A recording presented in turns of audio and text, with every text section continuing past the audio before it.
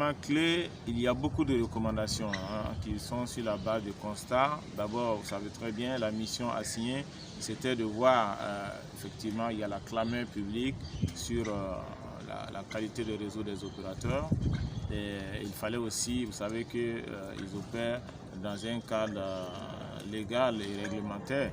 Donc, c'est de voir aussi, effectivement, est-ce que, d'une part, les intérêts des citoyens, des consommateurs sont, j'allais dire, préservés, et bien sûr aussi les intérêts donc, de l'État burkinabé en termes de fiscalité, vous pouvez imaginer.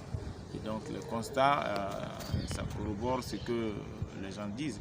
De façon théorique, les opérateurs nous disent souvent qu'ils couvrent des zones, et nous sommes allés, nous avons fait des sorties terrain, on a fait beaucoup de régions, et souvent le constat que nous-mêmes nous avons fait, c'est pas évident, c'est pas vérifié, et les populations qui sont aussi, on les a eux aussi entendus auditionner.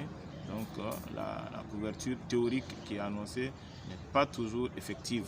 Mais que ce soit la voie ou que ce soit même le service Internet, nous avons procédé par endroit, notamment pour Internet, à des speed tests qui nous ont permis de voir vraiment la puissance des uns et des autres. Donc à tous les trois opérateurs, cette question vraiment de qualité de réseau est reprochable, et nous les recommandons vraiment d'investir davantage pour assurer donc vraiment un réseau de qualité acceptable, donc selon les attentes donc, des populations. Ce que nous les demandons ici, ils peuvent le fournir.